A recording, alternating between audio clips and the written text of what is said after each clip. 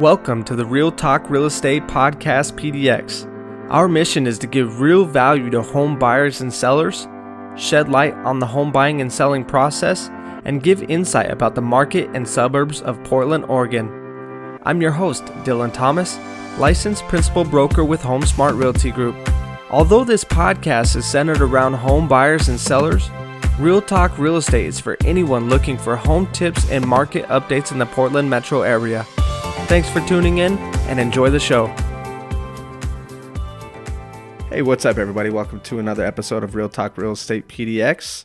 I'm your host, Dylan Thomas, licensed principal broker in the state of Oregon with HomeSmart Realty Group. I've been out a couple weeks. We haven't done any new episodes. I took the family to Disneyland and just kind of hung out. But I got Travis Smith back in here. He did the loan episode with us where we talked about the different common loans. Really enjoyed our conversation, and we kind of, in that last episode, we talked about different, future episodes that we could do. We talked about investing. We talked about the cost of waiting, as well as like diving deeper into specialty loans.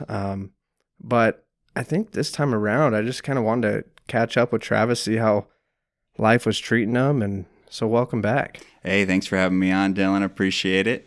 Yeah. I saw your pictures from Disneyland. Looked like you guys were having a blast. It was, it's the happiest place on earth, right? Yeah, that's the word on the street. It was fun. It's just so busy, man. Yeah, I it's haven't just been go, there in years. go. And Did you get the fast pass? we got the fast pass, but it doesn't, I mean, it works, Yeah, not if you know what fast. you're doing. We didn't know what we were doing, so that just kind of, Oh yeah, I haven't been there in forever. you got to know the system, I guess. Got to Yeah. get to know all that stuff, and it's just, You got the Disney Plus? No. You haven't done that? No. Do you have that? Yeah, Verizon. Even if you're a past client, Verizon's not going to like this, but they give you a year for free as long as you have Verizon. So I signed up for Verizon 3 years ago, and I just went on there, and they don't advertise it hard, but if you go through the My nice. Verizon app, yep. So there's I have Verizon. There's a treat for the listeners right there. If nothing else, Verizon will give you Disney Plus for free for a year. That's awesome. Yeah, signed up last night. Do you like Disney Plus? Have you? I did I don't have kids personally, so Yeah. I like Disney movies, but I checked out the Mandalorian last night, which was good. That little Star Wars show they got going on, so pretty fired up. Is it only Disney? No, they got Disney, Pixar, National Geographic. Oh, nice. Yeah, so National Geographic's always good to go too. Oh, Yeah. Marvel, all the Marvel. Oh, cool. Yeah. Oh yeah. God, I'm gonna do it. Yeah. Got to do it now. Oh, that's cool. So yeah, I was kind of looking around on your Facebook, and it looks like you went hunting. Yeah, I did. And by the way, before we get into that, I was going to say, if you guys didn't listen to the last episode, I was honored to be on. My name's Travis Smith, and I'm with Cross Country Mortgage. Been in the industry about 6.5 years now. Known Dylan for a while. He's one of my favorite agents. Always enjoyed working for him. Giving a little plug there. But just as a reminder, in case you didn't hear me before, that's who I am. I am a hunter, as Dylan alluded to. I was blessed to get an elk weekend before last out at the coast. Can't give too much information. Was that the first season? My spots. I do second season. Oh, you Saddle did second. Mountain. Okay. Yeah, we did the Weyerhaeuser permit. Yeah. Get up in there and hunt. Did you get the drive-in? Yeah. Okay. Yeah. So you go all in. All in. Yeah, it's like $300 for one of those permits. I did that years ago. With the first year that they brought it out, I Yeah. did that, and I was bow hunting. Oh yeah.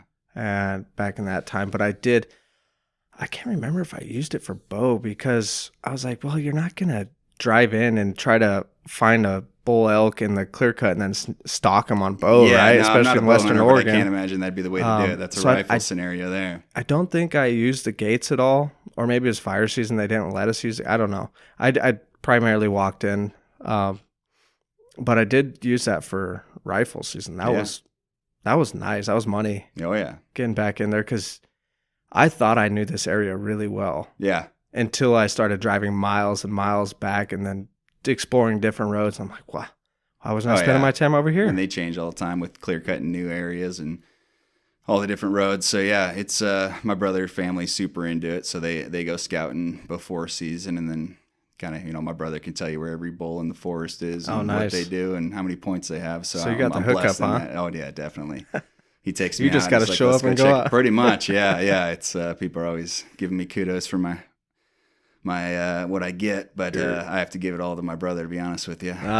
Yeah, that's nice of you. So we got one weekend before last, and then this weekend spent 10 hours with my family cutting it up, staking it out. So got some good meat. I'll have to get you some of that. Nice. Are you doing any hamburger sausage? Oh yeah, elk burgers the best. Yeah, gotta love that. That it is. Steaks and burgers pretty much the key that we're gonna be doing. I might make some summer sausage and stuff like that, but primarily it's going to elk burger. Awesome. Yeah. Awesome. So how about you? I was gonna call you out. I know you're a hunter.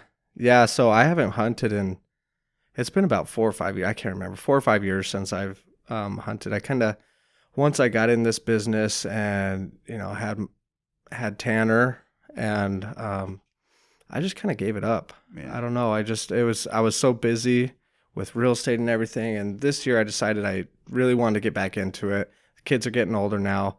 Pretty soon I'm going to be able to take Avery out and have fun with her out in the woods.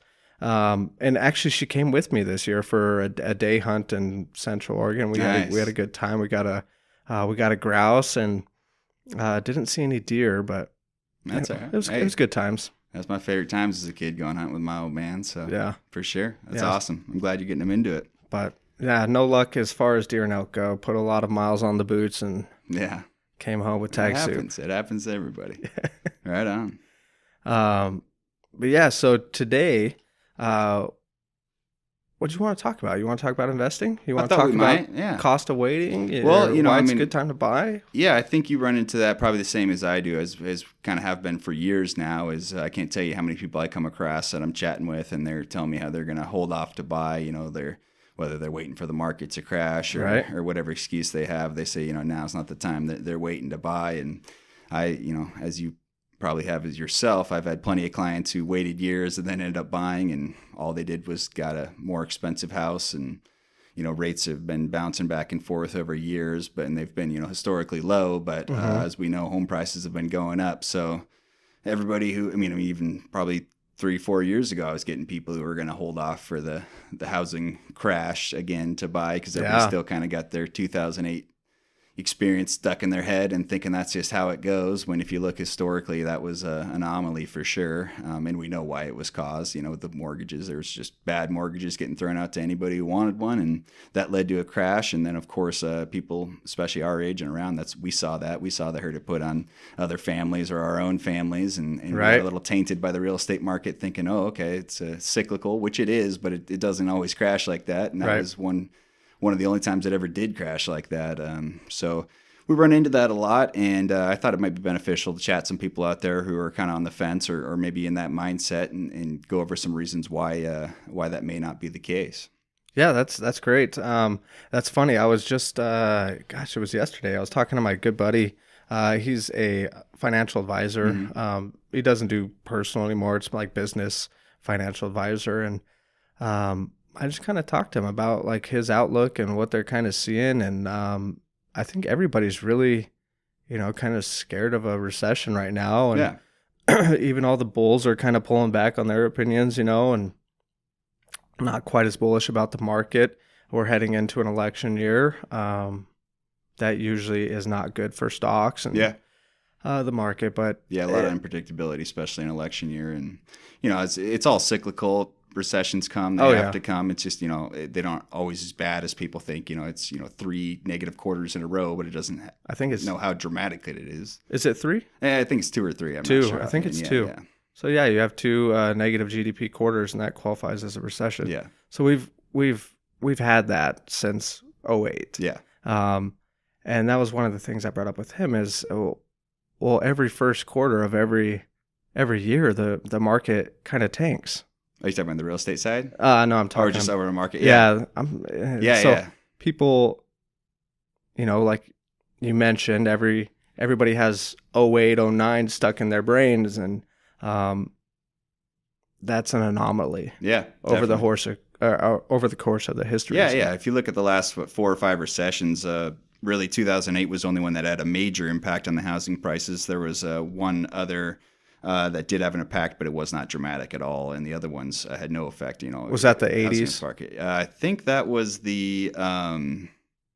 that might have been the 80s. Is that or the 2000? Yeah, I think in the 2000s. Okay. Negative. I don't know offhand. I was just reading a report on that was chatting on that, and it was such a minimal effect on it that it wasn't even. It was just had to point out the fact that it was negative. It was like minus 1% or something, whereas 2008 was awful, as we all know. Yeah, and I mean the housing market, it's cyclical in itself as well. I mean, going from winter to spring, of course, you see this huge upswing, and then through the summer it kind of falls flat, and then back through the fall and winter you have this downturn, and it happens every year. Yeah, always. Every single year. Yeah, people back in school, holidays. Nobody wants to move during Thanksgiving and Christmas, and it's cold, especially in Oregon. It's cold and rainy, and that's the last time you want to be loading up stuff in the back of your truck to be moving around. So, oh yeah, I mean, it happens. I think across the U.S. it's cyclical as far as nobody wants the seasons. To move around Christmas. Yeah, I don't want to move around Christmas. No way. Kids are in school. Yeah, that's the last. Even if I'm going to get a deal on a house, yeah, holidays are stressful enough. No, but it's a great time to buy during the winter. Yeah. I mean, depending on the price point, competition's of course, down for sure. There's less, like you say, there's the advantage of that when there's less buyers out there, then and it's more cheaper. likely to get a good deal. Yeah, definitely. You'll probably have 3% appreciation by the spring. Yeah, definitely. Yeah, because you'll see it go up right away. Definitely. Yeah. So, just kind of looking at the numbers that we had over the last month, year to date, we're not up that much, but a lot of that is due to the drop we had a pretty good drop during last winter. Yeah. And all of our statistics are delayed too. So for the RMLS, the market statistics, they come out mid-month for the month prior. Yeah. And then by the time I get them out, it's another week or two. And so we're really a month behind. And tacked onto that is closing times. Yeah. So you have a 30 to 45 day close. So really we're 2 months behind the swing. Definitely. So when you see the low points hitting in January, where it says, these are the lowest numbers that we've seen, or most days on market, really that was 2 months ago. Yeah. You can never get real time. And a couple of the biggest things that I see being a factor is, as most people are probably aware of, we're in a historically low interest rates. Mm-hmm. They've been low for years now, and I think people are starting to get a little bit accustomed to that. But you got to look at let's take a step back and look at historically over the long run that this is really a rare time to be at this low rates, and it's frankly not sustainable. So people have been kind of looking around for the last 5 years, kind of seeing them all under 5%, or kind of getting used to this and thinking this is just how mortgage rates are and how they will be. But that's not the case. I mean, 7-8% was not unusual at all. I mean, I think during the early 80s they were up at like 20% for a point there at the exact height, which was absolutely insane. I don't see us going back there, but being in the upper threes and low fours is just something that people are not understanding, that's really a great opportunity to buy right now. I mean, you've probably heard of the argument to hedge against inflation. If inflation's averaging at 3%, which I know of recent years has been a little bit below that, but getting in an interest rate at 4% is a great way to hedge. Your payment's fixed for 30 years. And, the power of the dollar goes down over time, but your payment stays the same. So effectively your payment, if you get a 30-year fixed mortgage, your payment in 20 years is not as burdening as it is today. If you look at, the cost of living 20 years ago versus now, it's a good time to get in and get that rate fixed. That's a great point. Yeah. And another, actually, I'll take a second I ran some numbers and I thought I'd throw out an example here. For those people that are thinking, oh, maybe, if the housing market, housing prices drop a little bit, that's when I'll go ahead and buy. And my thought is on that is if interest rates don't stay the same, if they go up, let's say 1%, I ran some numbers to see how that affect a payment. So if you had a $350,000 mortgage at a 4% interest rate, you'd have a principal and interest payment of $1,670 a month. Now, if housing prices went down $25,000, so you got that same house and your mortgage is $25,000 less, but interest rates went up to 5%, a 1% increase, you'd have a payment of $1,745. So that means the $25,000 cheaper house has a $75 a month higher payment. So although you think, okay, I'm getting in at a cheaper house here to make it more cost effective, it actually isn't. You're paying $75 more a month for that cheaper house. So there's more to buying than just looking at, unless you're a cash buyer, to just looking at the value of the house. And that's something I don't think enough people really take a second to look at. Right. So, I mean, that goes with the affordability. If the house price goes down, but the interest rate goes up, you're just going to be stuck. Now, the flip side to that is if you're a cash buyer, right? Yeah, you're going to want that price. I mean, you're going to want to get at the lowest price. Right? But you never know when the lowest price is going to be. If housing drops $25,000 and your thought is, hey, I'm gonna buy right now. How do you know that it's not going to drop another $25,000? Right. And as prices go down, I mean, you're kidding yourself if you don't think there's thousands of investors out there just praying for a market to crash so they can get in and buy, because they know real estate is, it's the number one way. It's created more millionaires than any other industry. Yeah. And, if you just listen to, there's plenty of good podcasts on it, or a lot of investors are out there. They're waiting. They're hoping that there's a crash, because that's when they're going to get in and buy a bunch of properties. So if your plan is to outsmart all these investors when the market goes down, and you're going to come in and finance a property when you're not going to be able to compete, as with cash buyers, that they have the advantage on that. And definitely. And as the markets crash, it also gets far harder to qualify for a mortgage. Lenders aren't wanting to lend when they're watching the market go down. They're going to be a little bit stricter on on all the criteria for qualifying for it. So there's a lot of people that there's a lot of aspects they're not thinking of when their whole plan is to wait and get in at the low point, not realizing how competitive it's going to be. And, if that even ever happens, it might go down a little bit. It definitely could level off, but I just think it's a very risky strategy. As they say, you buy and wait, you don't wait to buy. Right. Especially if it's one thing if you have 20 properties and you're accumulating more, you have a little bit more area to kind of sit there and decide whether I want to pick up another one or not. But if you're renting right now, you got to get into a house. You can decide from there. You can always rent out rooms to help offset your mortgage payment, but rents continue to rise. I mean, every year, different markets have fixed rent caps on how much they can increase. But even if 3% a year, they're going to keep up with the cost of living. They're going to go up. Oh, definitely. And 30-year fixed mortgage won't. And you can rent out rooms. And if you don't own, you got to get at least your first one. Then you can decide if you want to try to play the market and go from there.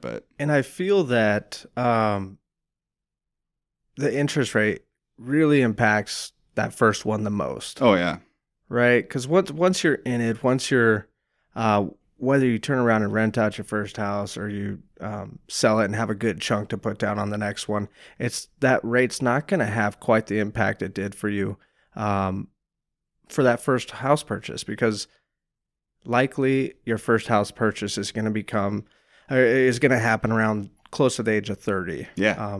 Obviously, some people I've seen as young as like 20 years old purchase. Yeah. I've seen as late as I helped a 56-year-old lady buy her first house. Yeah, and that was an amazing experience.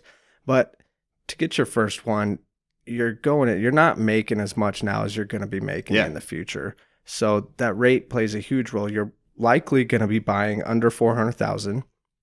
So even if we do have a bit of a decline in the housing prices, we're not going to have you. I mean, you calculated $25,000 drop on $350,000. I just had a listing go on at $350,000. We had multiple offers, and we're going to sell well above $350,000. That market below $400,000 is not going to be affected. There's too many. You're in this pool with all the buyers. Yeah. The higher up in price you get, the smaller that buyer pool gets. Definitely. So that rate has a huge impact. Yeah. And if you're going to end up in a competitive multiple offer situation, you won't have the flexibility to try to outbid somebody. Yeah, it helps your buying power. Yeah, there's two key things you said there, and that's definitely true. Talking to the first-time home buyers, often they're under the $400,000 mark, and before they were even lower than that, but now it's hard to find stuff under $300,000 as we know. But you're spot on with the fact that houses under $500,000, I'd say they are far more protected from any kind of market crash than when you're looking at, $1 million houses. Just like you said, there's a lot bigger. The population's growing. People always need and want a place to live. People are always going to want their own house. People always need a place to hang their hat somewhere. So when you're in the under 500,000, regardless of what the market's doing, there's going to be people out there who are looking to buy, and that market's just far more protected. Historically, you can see that lower houses appreciate faster and depreciate slower. Simple supply and demand. There's a lot more demand for them. So that's a big one. And then another thing you said is, buying around 30. I believe it's 31 to 33 range is the average age for a first-time home buyer. And that makes me kind of want to consider the fact that the millennial generation, which I believe you and I both are, is, I think they said 75 million. It's the largest generation, even bigger than the post-baby boomers. And the vast majority of them are entering right into that age this coming year, 2020. So if we can only expect by I guess we are on the older end of. Yeah. A little bit older. I'm a little bit over that. But we can expect the market to be, based on these statistics, to be a large portion of new buyers entering into the market this coming year. And that could very well be enough, with the inventory the way it is, unless we see some spike in inventory, that could very well swing it back over into being a seller's market like we've seen a couple years back, where you're getting into those multiple competitive offers. So, especially come springtime, that's going to line up with, as we see the market naturally grow, or naturally heat up a little bit, that being flooded with buyers who are hitting that prime age. That's even more reason to buy right now if that's something that's available to you. But the sooner the better. With the population growing, I mean, Oregon alone, I was just reading a report that it's 40,000. It's gone over 40,000 up in population over the last year, and over 400,000 since 2010. So the way I look at it, with is that Oregon or Portland? That's Metro? Oregon. Okay. And with housing, I mean, I just kind of like to look at it in a simple, the simplest way. Like I was saying, people need a place to live, and I don't know if there's going to be any way to innovate out of housing. Back in the day, if you're a guy who sold horses and you knew everybody rode horses and that's how you moved everything around, they might be saying, oh, hey, horses, the value is going to go up and up and up until, Mr. Ford invented the automobile, and that kind of threw that under the thing. I don't know who's going to invent the thing that replaces housing and where you live. Maybe Elon's going to get us up to the Mars, and that's going to change everything. And that might depreciate the value a little bit, but I'm not betting on that. No, I can't imagine one that happening in our lifetime. Do you see that new Tesla truck? Speaking of Elon? Oh, gosh. Not to digress too much. Do you like it? Not really. God. I heard during his presentation, he was showing the shatterproof windows, and he threw like a tennis ball-sized ball bearing. He had it launched against the window shattered. And then he went to another one, and it shattered again. Yeah, no and he's way. like, oh, well, the engineers are still working out a few of the tweaks. I was like, oh, I think he would have tested that. But yeah, that truck looks like something out of It's trippy, man. Yeah, future movie. But hey. God, it looks like just all triangulated. Yeah. It's just weird. Aerodynamic, I suppose. But yeah, I admire the guy. Yeah, it looks like a Mars rover, I guess. Yeah, definitely. That's what he's shooting for. That's his plan. So, like I said, there's things that could hurt the... Apparently the windows won't hold up on Mars. No, it doesn't sound like it. But yeah, not to digress too much, but I just don't see anybody innovating out of housing. People always want a house. Yeah. People are going to love it. They want that their own piece of property. They can raise their family backyard with the dog, or whatever it is. Someone not telling them if they can paint a wall or not. Sure. It's just one of those assets, one of the very few assets that you're going to live in. It's more than just an asset, appreciating financial tool. It's something you raise a family in. It's your own place you're going to spend a vast majority of your time in. So it's one of those things where, regardless of the financial gain, it's something people are going to want. Oh yeah, definitely. I think I've always looked at it as an investment. Even when I bought my first house, it was just to get in and gain equity. I knew I wasn't going to live in that one long term, but this last house we purchased, I mean, me and my wife both talked, and we said, this is it. Yeah. This is where we're going to live, at least until the kids are, gone and out, and then maybe we can buy, some property in the country or something. Yeah. But beyond that, that's where we're going to live. I don't really care about the investment portion of this house. Yeah. And to be honest with you, I don't think we made a good investment. We didn't make a good investment. It's not a house that's going to appreciate at a fast rate, and we paid a pretty penny for it. Yeah. It's right in that price range where it's not going to appreciate very well. And if something does happen, it's going to go down in value quite a bit. Yeah. And maybe it already has. Yeah. Looking at the surrounding houses around us that go up for sale, our price per square foot is much higher than theirs. Yeah. Our house is drastically different, but yeah, but that's just like you're saying. It doesn't have to be but your I'm financial happy. tool. And, you know, I'm happy there. Regardless if, I don't know how long ago you bought it, but even if there was a little fluctuation in it, if you're planning on staying it for as long as it kind of sounds like you are, and I know your kids are young, so it's not like they're going to be out of the house next year. I can almost guarantee, there's no guarantees, but that it's going to be a good financial investment by the time you're ready to exit or in the near 15, future. 20 years down the road, it's... And I don't know what your interest rate is, but I bet if you had to rent it out, you could probably cover your mortgage payment, or if you had to take on somebody living there, you can definitely make that happen. I'm with you on that. It's kind of funny because I was always nerding out on the smartest way to do a real estate investment, and I considered buying a multifamily, which I still think is a great idea. Going FHA 3.5% down, buying a 2-3 unit property. I'll go in on it with you. Yeah, there you go. Yeah, it's primary residence, beautiful. This is years ago. I was looking at them in Newburgh, and they were cheaper. But I fall victim to the fact that I have to have a 2-year commission average too. So when I first got in the industry, I was watching this rapid appreciation, and I just had to have my 2 years income before I could qualify to buy. But then I ended up just falling in love with the house I currently live in, and pretty much made every wrong move you could do as far as investments. I bought the most expensive house in the neighborhood, and the guy remodeled it, and it was just gorgeous. That's what he did for a living. And so I bought it. It's a nice piece of property out there, but typically they say you want to buy the lower end in the neighborhood and build it up because it helps appreciate. But I just fell in love with it, and I could see it being my forever house. It's more house than I need. I got extra bedrooms, but I rent out one to a buddy of mine, and got my brother staying in another one of the rooms. So wasn't even naturally the intention when I bought the house, but I like to help them out, and at the same time they're helping me out covering a portion of my mortgage payment. So the investment on the cash flow right there is good, nice. and it's definitely appreciated as well. But yeah, that just goes back to the fact that I won't ask if you're claiming that on your taxes. Yeah, no. Well, actually, I don't think most people with have live-ins do, but I don't really know the exact law on that. Yeah, we'll see. Yeah, I will not release my tax returns. But yeah, so that's kind of what it boils down to as far as the people on the fence is, why are you buying? If you're buying for just investment property, I still think it's a good time to buy. But like most people, they're buying because they want a home, they want a place to live, someplace to call their own, raise their family, do that. And like we both said, we fell in love with the house, knew it was the one, we did it. And in the long run, like I said, I'm not a property flipper.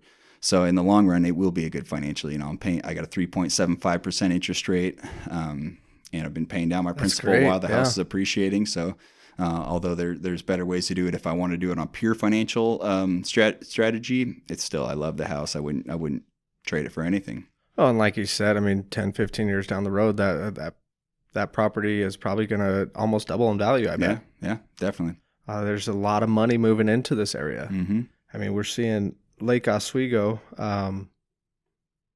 and Wilsonville and West Lynn. I can't tell you how many $1 million houses I see now. Oh, yeah. Plus. Yeah. And those houses 10, 15 years ago were not even close to that. No. It'd been nice to get in there. It's going to just keep on going. Let me ask you this. So we're sitting here, defending the housing market, and I feel like we're always doing that in our profession. Is there anything to you that's frightening going on right now?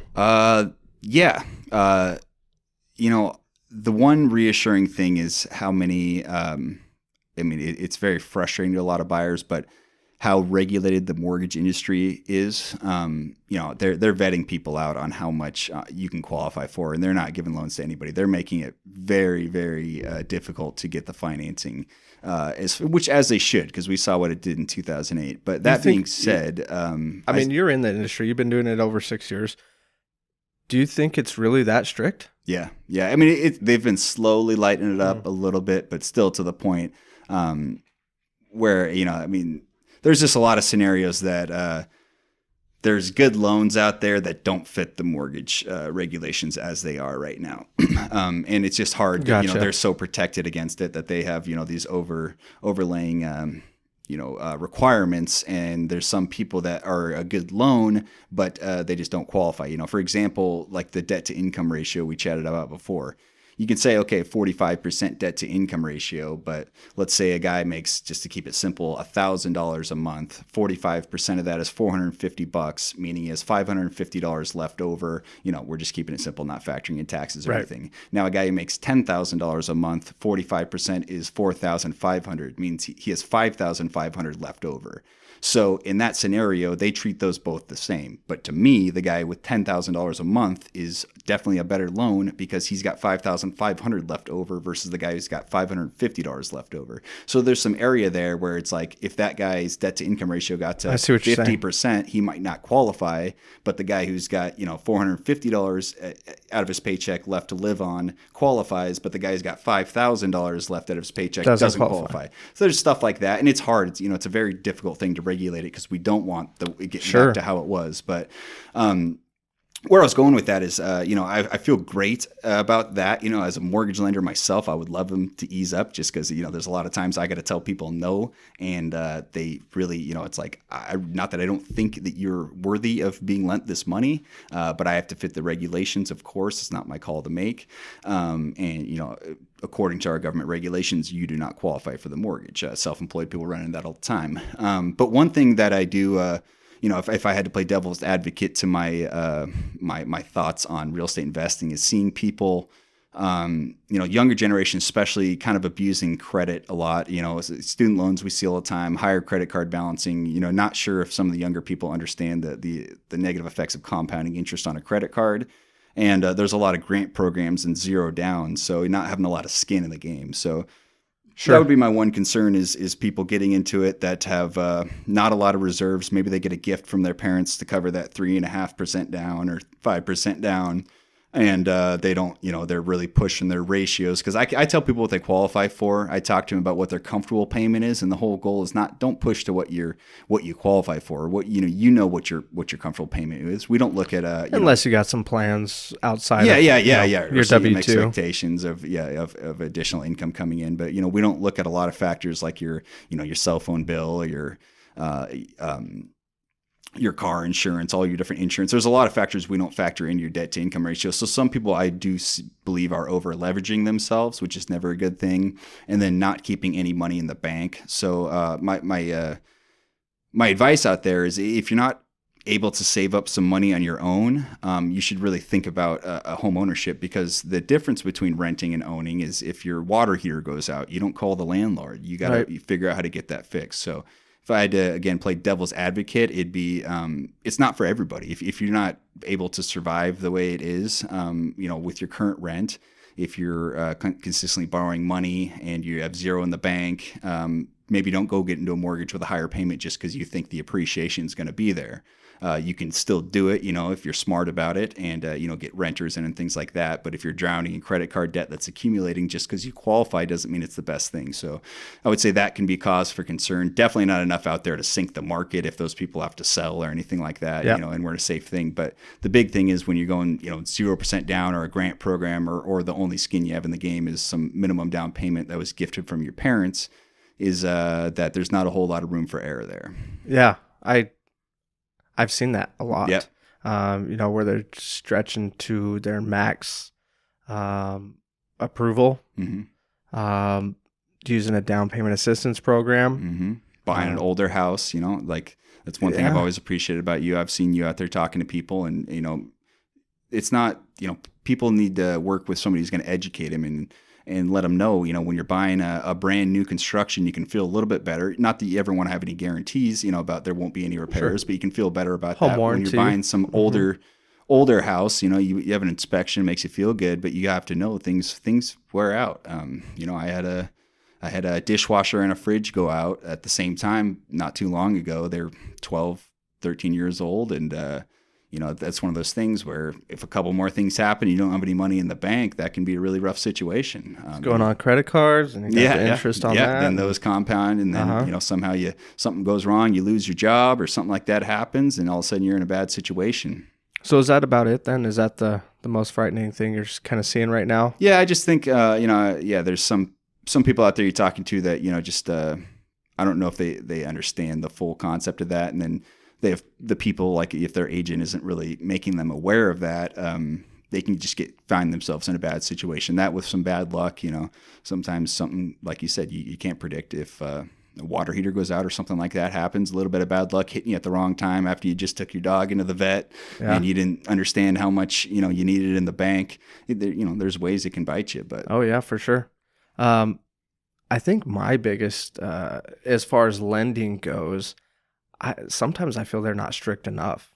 Yeah. I mean, when you're talking somebody can buy a house with a 580 credit score. Yeah. Or, huge advocate for down payment assistance programs. Yeah. But like you said, in those certain scenarios, it's pretty risky. Yeah. And then as well as, oh shit, where was I going with that? Yeah, well, I agree with you. There's times out there that you see it where somebody can fit all the guidelines, but still you can look at it and be like, I don't know. I mean, this guy has a history of foreclosures that, although they were a while back, right. It's kind of a red flag. And then his credit score is barely super low. And there tends to be a reason for that. It doesn't save up any money. I know where I was going. Yeah, go ahead. I was trying to cover the for you. Bank statement loans. Oh yeah, yeah. So I have a love-hate with those. Yeah. I think they're a good option for maybe somebody who was truly writing off more than they should have been.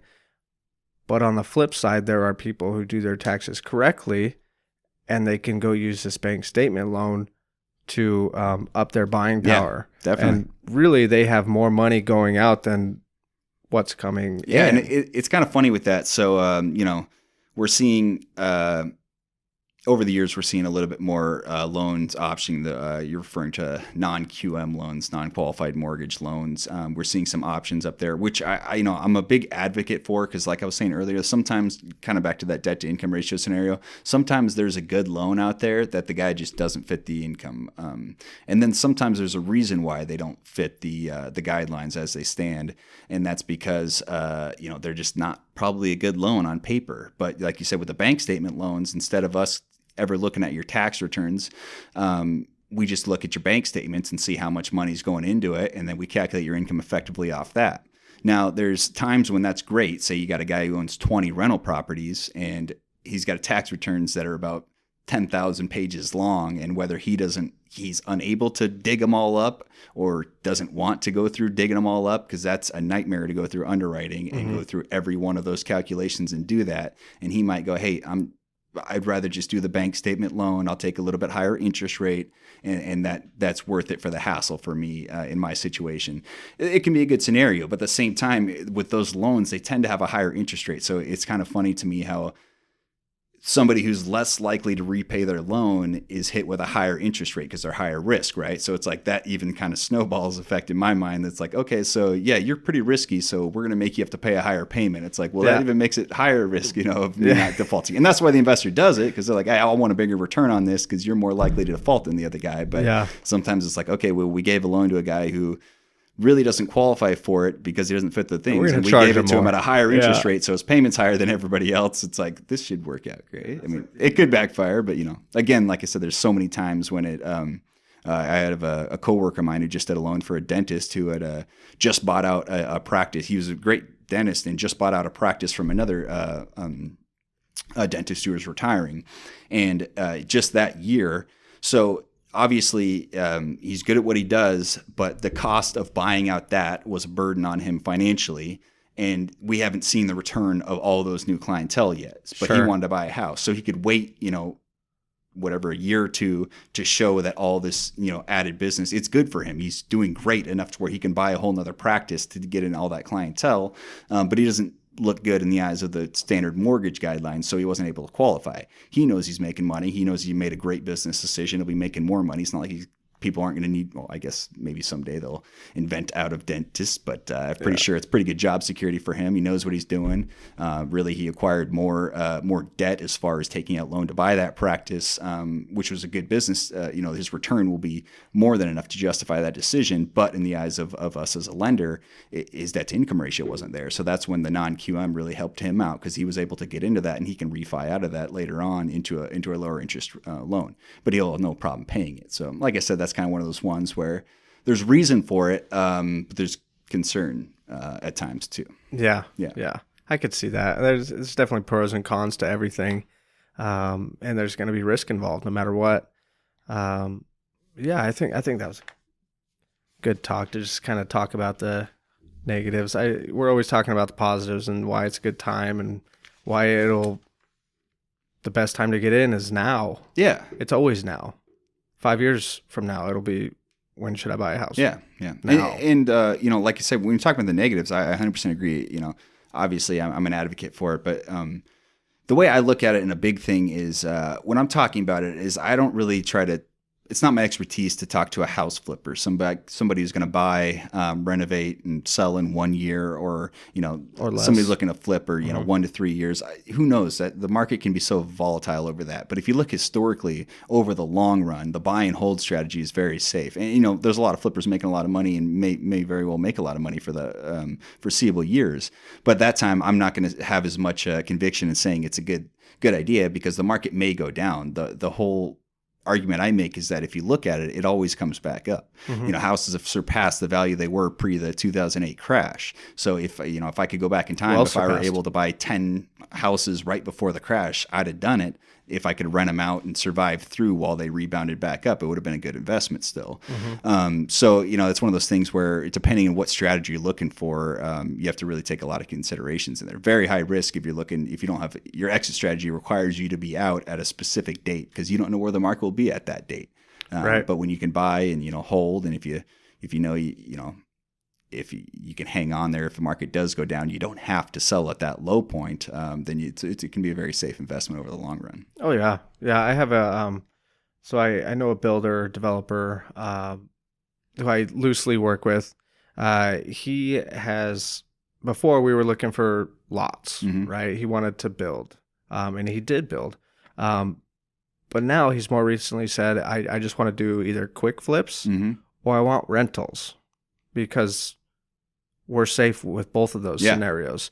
He's unsure about the future, as I think a lot of people are unsure about the next 3 to 4 years, the short term. Yeah. Right. So that's his strategy, is he's saying, I don't want to take 2 years to do this project anymore. I either want long term, so I can just purchase it, maybe renovate it and rent it out, or just rent it out. Or I want the quick 6-month flip, because we're still going strong right now. Yeah. And that's pretty safe, like the 6-month option. But even in that scenario, it's nice if you're, either using cash, if you have that extra cash to do that with, not using all your cash to do that, but or you're just using a traditional mortgage where you feel like if all of a sudden you just timed it somehow the worst you could, and in 6 months is right while it's crashing, you could convert it to a rental. Now, if you're using hard money lending or something where the note's due in a year and there's no option, you have a balloon payment you have to do and you have to sell in 1 year, that's when it gets really, really scary. Yeah. So you can leave the country. Yeah, that's it. Yeah, that's my advice. Hard money lenders. Yeah, we were looking into that for a while. Yeah, if you want to pay great option. 4 points and 10 to 12% interest rate or something like that, I don't do much with hard hard money, but it's you're paying for it. It's the 10 to 12 a month. Yeah, is what you got to pay back. 40% down, interest only for the while you have that loan. And there's a time and a place for everything, but that's one that you really don't want to put all your eggs in that basket with the whole exit strategy of I'll sell and pay it off, and if not, I have no other money to live on. So it can be high risk, but I'm sure some people use it advantageously. Yeah, they do. Or some people just try. Fools. Yeah. Some people watch too much HGTV. Yeah. One of my best friends, the hard money lender, so I hope he's listening to this. He's probably going to be shaking his head. Yeah, he's down in California. That's funny. Yeah. Well, cool, man. I think we covered quite a bit. Got any plans for Thanksgiving? Just blessed to be spending it with some family. Yeah. Yeah. So be eating some elk? Too exciting. I'll definitely be eating some elk. Smoke some steaks, or? I don't know if I'll have time to smoke some. I need to get a smoker, but I know. It's good stuff. Yeah. I got some buddies that have them. I'll have to have them smoke me up some. But, man, I love the burger and the steaks. Probably cook up some tenderloin out of that. You didn't eat those? No, I have them, but I haven't cooked them up yet. Oh, man. That's usually... So, in years past, I've always... The night I get home from packing the animal out is when I eat the tenderloins. That's what we did deer hunting this year. Oh, yeah? Yeah. We hung it up in the tree, cut up tenderloins, camped it, and cooked them up, and had tenderloin tacos. Ooh. Delicious. Cool, man. Well, how can people reach out to you?